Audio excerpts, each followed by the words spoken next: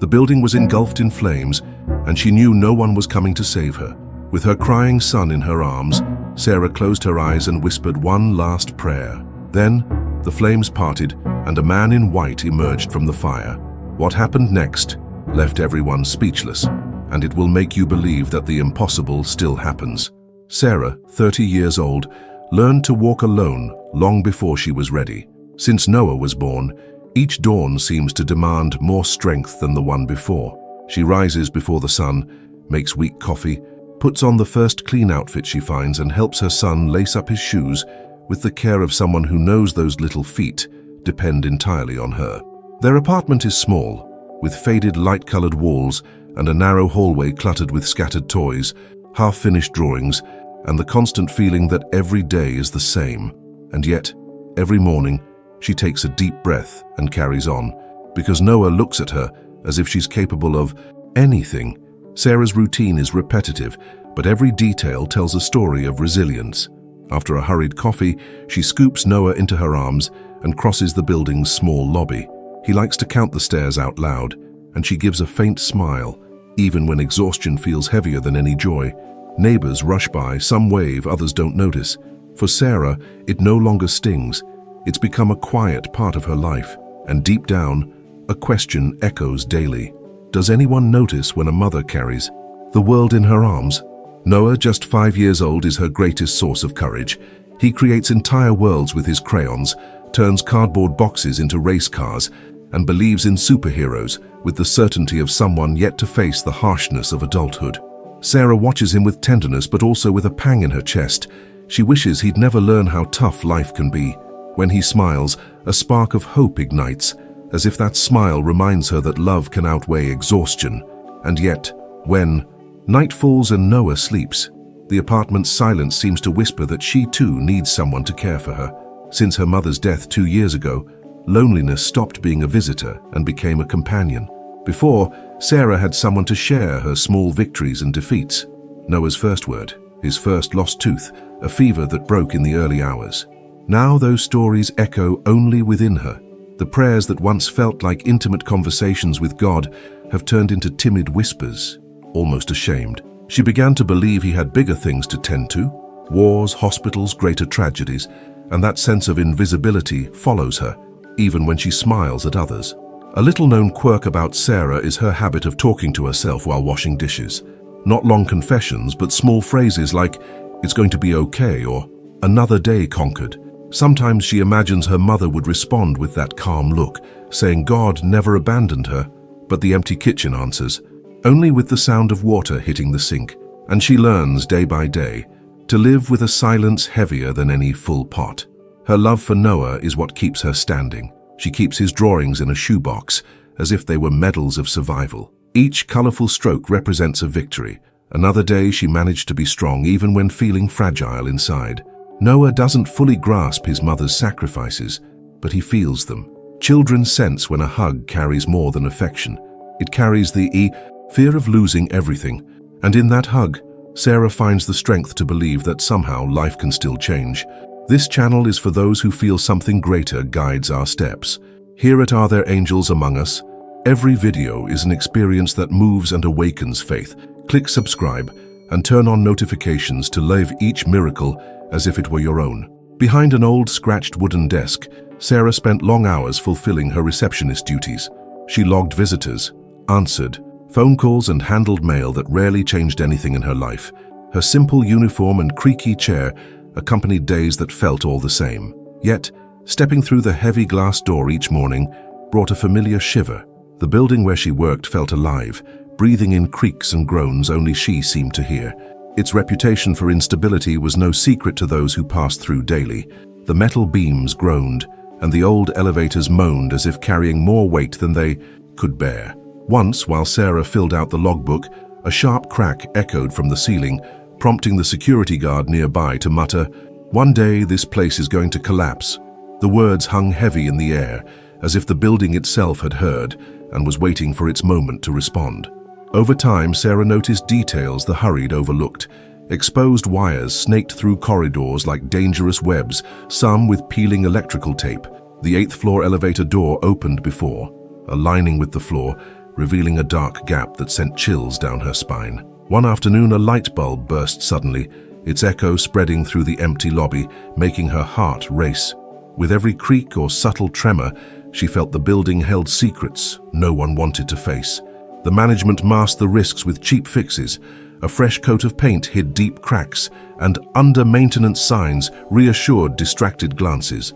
Fake reports circulated among managers, and residents pretended nothing was wrong. From her desk, Sarah observed it all in silence. She didn't need engineers or reports to know she was living inside a ticking time bomb. Sometimes, it felt like the building spoke to her, a louder creak, a faint tremor in the floor, or the wind whistling through old cracks like a whisper. In those moments, her stomach churned, and the same question returned. What if today's the day? But she'd take a deep breath, adjust her badge, and return to her routine, while the world outside carried on as if nothing was about to happen. If you were in Sarah's place, living with this fear every day, would you stay or leave? Comment, "I'd leave" or "I'd stay." The Friday seemed endless. The clock was nearing 7 p.m. when the supervisor appeared with a stack of folders in hand. "Sarah, I know it's late, but we need these files organized tonight." The receptionist took a deep breath. For months, she'd taken on tasks beyond the lobby desk, and saying no never felt like an option. Her salary barely covered rent and Noah's school. Every extra hour meant food on the table. But there was a problem. Noah was at school, and his pickup time had already passed. Without hesitation, Sarah grabbed her bag and rushed to get him. The streets were filling with yellow lights and impatient horns. The daycare was 15 minutes away. When she arrived, Noah was sitting in a little chair near the teacher, clutching his beloved blue toy car. He gave a tired smile when he saw her. "Mommy, I thought you forgot me." "Never, my love. Mommy's working late tonight. Want to stay close to me there?" Noah nodded confidently, and they returned to the old building together. From the passenger seat, he watched the streetlights, glowing windows and darkening sky. To him, it was an adventure. To Sarah, it was just another test of a life that hadn't yet given her a break. On the 7th floor, the reception felt like a desert. Silence echoed between cold walls, broken only by the metallic groans of the aging building. Sarah set up a small corner for Noah beside her desk with papers. She spread a thin blanket on the floor, let his car roll across the tiles, and tried to turn that stark environment into a small mother-son refuge. Time dragged on. Sarah sorted documents, breathing in the smell of dust mixed with cheap disinfectant. Every so often, she glanced at Noah, sitting and spinning the car's wheels, making engine noises. For a moment, her heart almost believed it would be just another long evening. But the building had other plans. Suddenly, a metallic crack pierced the corridor. Sarah's eyes shot up, alert. Noah stopped playing, startled. The noise came from the ceiling, followed by a strange vibration in the floor. Then, a thin wisp of smoke began seeping from behind a file cabinet. A chill ran down her spine. Instinct took over. Sarah scooped Noah into her arms and ran for the emergency stairs. The corridor felt longer than ever. Suddenly, a muffled boom shook the floor. The ceiling trembled, and a cloud of dust fell from above. In the same second, an explosion blocked the main exit. The heat rose fast. Smoke stung their eyes, and the air grew heavier. Noah cried, clinging to his mother's neck, sobbing between fear and despair. Sarah's heart pounded, her knees shaking. With every step, the sense that time was against them grew stronger.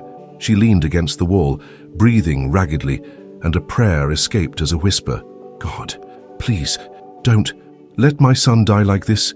The building answered with the groan of metal and the crackle of wood. Amid the smoke, memories of her own childhood and her late mother's embrace flashed through her mind, as if seeking a hug only the heavens could give. The world was now grey and orange, filled with creaks and fear. In that moment, Sarah felt that either something supernatural would happen, or this would be the end. If this part made you hold your breath, comment just a fire emoji. Each flame in the comments proves this story truly moved us. The smoke filled every corner of the corridor, turning the world into a suffocating grey blur. The acrid smell burned their throats, and each breath seemed to sap their strength. Sarah held Noah tightly against her chest, feeling his heart race as if trying to escape before his body could. He trembled, his small arms wrapped around her neck, tears mixing with soot. Panic tasted like iron and fear, and time seemed to move faster than their legs could. Between sobs, Noah's faint cries sounded as if his voice itself feared getting lost in the smoke. With every step, the world seemed to shrink, and a single, terrifying question echoed in her mind. Will we make it out alive? When her knees began to buckle and the air seemed to vanish, an inexplicable shift occurred. A strange silence cut through the roar of the fire, and amid the smoke, a figure appeared, tall, serene, wrapped in a faint glow that contrasted with the surrounding chaos, dressed entirely in white, unblemished, as if the place couldn't touch him. He walked calmly, and despite his unhurried pace, he seemed to command time itself. He approached, leaned slightly, and with a firm yet gentle voice said only, "Hold on tight, I'll show you the way." Her heart raced. No logic could explain the scene. No other employee, no firefighter, no one should be there. But his presence radiated an odd sense of safety, as if reality itself had paused to make way. Sarah, driven by an instinct she didn't understand, simply nodded. The man extended his hand, not to touch but to guide. Each step he took seemed to part the inferno of smoke and flames. The fire, which had advanced mercilessly, now receded in small waves, as if obeying an invisible force. Noah, who had been sobbing moments before, stopped crying, his wide, tear-filled eyes fixed on the figure, and a deep sigh escaped his lips, as if he could finally breathe peace. The descent down the emergency stairs felt endless, but something was different. The sounds of creaking metal, the fire's roar, and even the blaring alarm grew distant, muffled. The man in white walked ahead, and each movement seemed to carve a safe path through the chaos. Sarah felt fear give way to something she couldn't name, a mix of hope and reverence. Her exhausted body wanted to collapse, but a strange, almost invisible force urged her to keep going. A striking moment came when Noah, amid the silence broken only by hurried footsteps, whispered softly, "Mommy, he's glowing." Those words echoed in her chest, confirming that something extraordinary was happening. In the final stretch of stairs, the smoke grew thicker, and the sense of danger surged back. But the figure ahead raised his arm, and the heat retreated for a moment, creating a narrow passage. Sarah clutched her son, feeling her clothes stick with sweat and soot, and realized they were being guided by something beyond human understanding. Each second was a battle between fear and trust. As they reached the corridor leading to the exit, a sudden gust of wind cleared the smoke, and the sight of the world outside made her heart race. One last step remained, and everything around them felt suspended, as if the crossing was more than physical. It was a line between despair and life. Noah saw peace where there was only fear. If you believe children see things we don't, comment, "Pure eyes see beyond." Each comment will unite those who still believe in the invisible. The fresh air hit her soot-covered face, and a mix of relief and pain flooded every muscle. Sarah stumbled on the final steps of the emergency exit, clutching Noah with all the strength she had left. The boy cried softly, coughing between sobs, and the burning in her chest reminded her the danger was still near. The daylight felt almost unreal after the smoky darkness, and the city's noise, sirens, shouts, horns, hit her ears like a shock. Each breath was a mix of victory and agony, each second a stolen eternity from death. But even standing, a question throbbed. How was this possible? In seconds, a small crowd formed around them. Curious onlookers, workers from the neighboring building, drivers stopped in the street, all with expressions blending shock and relief. A firefighter knelt beside them, quickly checking Noah's condition, while another offered Sarah an oxygen mask. With each cough, tears streamed involuntarily, and adrenaline pulsed so strongly, her body seemed to float. Suddenly, a voice cut through the chaos, urgent, almost disbelieving. "How did you get out?" It was a local reporter, microphone in hand, camera rolling, eyes wide as if searching for a miracle in broad daylight. Between ragged breaths, Sarah managed a few words, her throat raw. He guided us." The journalists exchanged glances, confused. One pressed, "Who?" "A firefighter. Another worker." But when she turned to point toward where the man in white had appeared, a piercing absence hit. There was no one. No figure in white, no shadow walking away, nothing. Only smoke rising like a silent warning that something inexplicable had just happened. It was as if he'd never been there. Cameras were quickly checked, phones raised, journalists scrambling to capture any evidence. But the street showed only a soot-covered mother holding her trembling son, with a burning building in the background. No footage showed anyone else with them during the escape. The shock on the faces around grew with each silent second. To onlookers, Sarah and Noah had emerged alone from a fiery maze that consumed everything in minutes. The world seemed suspended between miracle and disbelief. Then, a rumble shook the ground. A flash lit the sky behind the building, followed by a thick cloud of smoke and sparks. The floor where Sarah worked, now swallowed by flames, collapsed before everyone's eyes. Screams rose from the crowd. Firefighters rushed to redouble efforts, and cameras captured. The moment fate showed how thin the line between life and death was.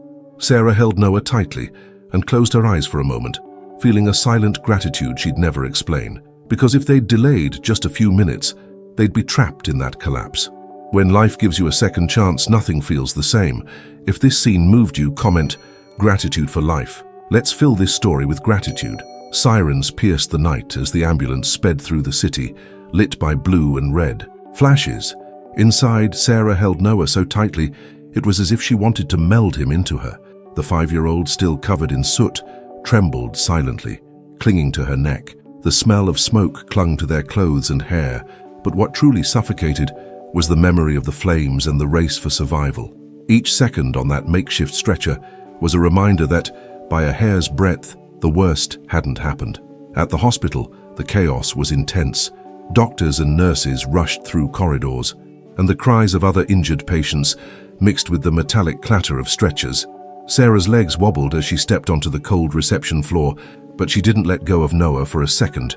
He buried his face in her shoulder, his big eyes teary, breathing fast. A nurse led them to an observation room where both were examined. As the stethoscope touched her chest, Sarah realized that, despite the scare, they were miraculously unharmed. Soon after, a seasoned firefighter entered the room. His uniform still bore dark stains and the smell of smoke. His firm posture contrasted with the perplexed look on his face. He stopped by the bed, looked at Sarah, and said in a voice heavy with something like reverence, "Ma'am, that floor was an inferno. Whoever got you out of there wasn't human." The words echoed in the quiet room. The firefighter explained that in his 20 years of service, he'd seen it all, but nothing like this. He spoke of extreme temperatures, the partial collapse, the real risk of no one surviving. Sarah's mind spun, recalling the man in white who appeared through the smoke. The memory of his serene face and gentle words, "Hold on tight, I'll show you the way," felt more vivid than any sound or image around her. And though she wanted a logical explanation, her heart knew she'd witnessed something extraordinary. That night, as Noah slept exhausted beside her, Sarah's phone buzzed with messages from co-workers and neighbors. The fire was all over the news. Headlines screamed, "Mother and son survive deadly blaze," "Miracle in old building." Videos showed firefighters entering, and then only her emerging with Noah in her arms. No camera captured any other figure with them. It was as if the man had existed only to guide them and vanished with his duty done. Holding Noah's small hand, Sarah recalled the moment he stopped crying amid the fire. He simply looked at the man in white and calmed, as if recognizing a peace adults rarely perceive. That memory brought tears to her eyes again. Perhaps life had just shown her that amid chaos, invisible hands are ready to save, even if the world tries to explain the unexplainable. In the following days, skeptics and curious onlookers tried to interpret what happened. Some spoke of coincidence, others of hallucinations caused by smoke. But for those who were there, who felt the fire's heat and saw a mother and son emerge alive against all odds, one feeling was undeniable. Something greater was present that night. If you believe angels still walk among us, comment, "I believe," and let's see how many hearts still have faith in the impossible. Back in their small apartment, the silence felt different. The same old ceiling, peeling walls, and faint smell of cheap coffee remained, but Sarah felt as if she carried a new heart in her chest. Each step through the humble rooms was a reminder that being alive was a miracle in itself. Noah ran across the worn rugs with his childlike energy, and each laugh of his sounded like music that pushed away the trauma of the night when everything could have ended. In every detail of their simple home, there was a new gratitude that turned routine into a silent testimony. The faint scars on her body didn't shame her. On the contrary, they were like battle scars, physical reminders that someone heard her when despair nearly consumed her. Every time she washed her face and saw in the mirror the strands of hair still faintly smelling of smoke, she took a deep breath and repeated mentally, "We're here, we're alive." Her body healed quickly, but her soul, it seemed to awaken to something she'd never felt. A new peace, a quiet certainty that there's a gaze watching over even when no one else sees. At night, their ritual gained new meaning. Noah, with his 5 years, now insisted on clasping his little hands before bed. The small room, lit only by a faint yellow light, felt like another place when his childish voice echoed in prayer. Between words, a question would slip out, melting Sarah's defenses. "Mommy, will the man in white come back?" She'd lean over the makeshift bed, tuck the blanket around him, and smile with teary eyes. Maybe, but he already did what he needed to. Noah accepted the answer with the purity of someone who understands the invisible better than adults. He'd roll over, hug his singed teddy bear from the fire, and fall asleep peacefully. For Sarah, each night ended with this mix of fear and comfort, knowing some presences don't need to stay to prove they existed. The memory of strong arms guiding through the fire was enough to fill any void. In daily life, the story spread among neighbors, mothers' groups, and survivor meetups. While many wanted details, she shared only what felt necessary. She never tried to prove anything, never showed videos or insisted on convincing skeptics. She'd say calmly, "I asked for help, and the heavens answered." Curiously, in conversations with other women carrying silent traumas, Sarah felt her story touched more than any scientific explanation could. Some cried quietly, others smiled with a shy glow, as if recognizing that the invisible might just need openness to act. These small exchanges created a new sense of belonging, as if each meeting extended the hug she couldn't give the man in white. One night, alone on the apartment's balcony, she looked at the starry city sky and felt the cool breeze touch her face. No physical presence beside her, but a warm certainty in her chest. She'd been given a second chance, and with it came a silent mission to never forget. Not to live in fear, but with more purpose. The life that was nearly taken now stretched ahead like a new road, lit by the memory of a moment when the impossible happened. Have you ever experienced something unexplainable that changed your life? Share with us by writing, "I lived a miracle." Your story could strengthen someone today. Years passed since that night when fire and miracle met. The city changed, new buildings rose, and the sight of the old burning building was now another world. Sarah walked slowly down the street with Noah by her side. The boy, once a baby in her arms, now ran ahead, hair tousled by the wind, with the energy of children who carry invisible stories. Each step in that block seemed to open a drawer of memories Sarah held dear. The clean, cold ground contrasted with the smell of smoke she swore she could still feel when closing her eyes. The lot where it all happened had become a small urban garden, filled with simple flowers and wooden benches. People passed by unaware of the story, taking photos, resting briefly, then leaving. But for Sarah, that patch of earth was sacred. No plaques told of the fire, no photos captured what happened. Nothing indicated that a life had been returned to life there. That absence made the place even more special, as if the miracle was a secret between her and the heavens. Noah, now 8, ran freely along the stone path, dodging small flower beds. Suddenly he stopped by a bench and called out with excitement that pierced his mother's heart, "Mommy, look!" On the clear wooden bench, a single white flower rested alone, gently swaying in a soft breeze. No nearby trees could have dropped it there. Sarah approached slowly, her heart racing for no logical reason. Time seemed to pause.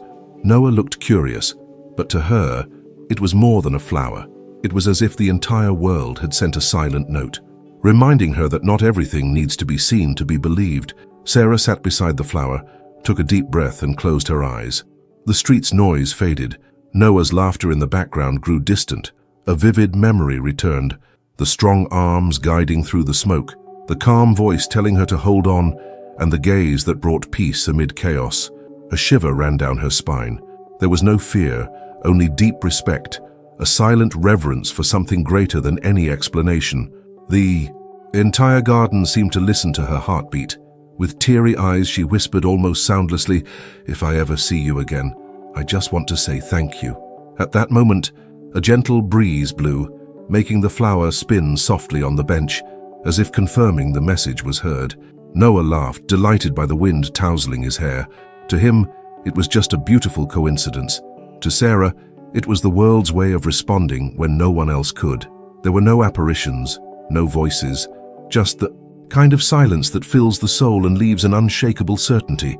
The mother and son lingered there for a few minutes, watching the garden, feeling the breeze and life bustling around. Nothing extraordinary happened to passers-by, but for them, that pause was the true end of the story, and perhaps the start of another, made of memories, faith, and gratitude.